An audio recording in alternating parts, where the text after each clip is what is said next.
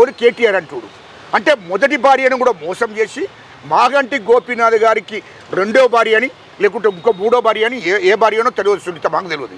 మరి ఏందో మాకు తిన్నయిందా కాలేదా ఉంచుకున్నా మాకు తెలియదు.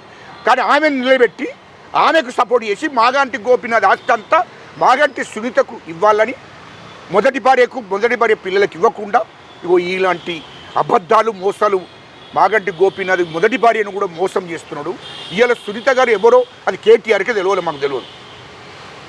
అది సునీత గారు ఎవరో ఎందుకంటే మోసం చేసాడు కేటీఆర్ నైజాం. ఇవాళ సొంత చెల్లెను నువ్వు బయట సంగతి పక్క పెట్టరు బై, బయట సంగతి పక్క పెట్టి సెంటిమెంట్ ఎక్కడ బై, ప్రజలను మోసం ఇంత దోపిడీ చేసుకుంటూ మళ్ళీ ప్రజలను ఓట్లు అడుగుతున్నావు. నీకు మీద సానుభూతి ఎట్లయితే మీరు ఏమైనా జైలుకి పోయిన రారా దేశ స్వతంత్రం పోరాటం కోసం? లేకుంటే తెలంగాణ ఉద్యమంలో ఏదైనా జైలుకి పోయిన రారా మీరు? కేటీఆర్, కేసీఆర్, హరీష్ రావు అన్నట్టు లేకుంటే మీ కుటుంబంలో ఏమైనా చచ్చిండారా? ఎట్ల మీద సానుభూతి ఉంటుంది?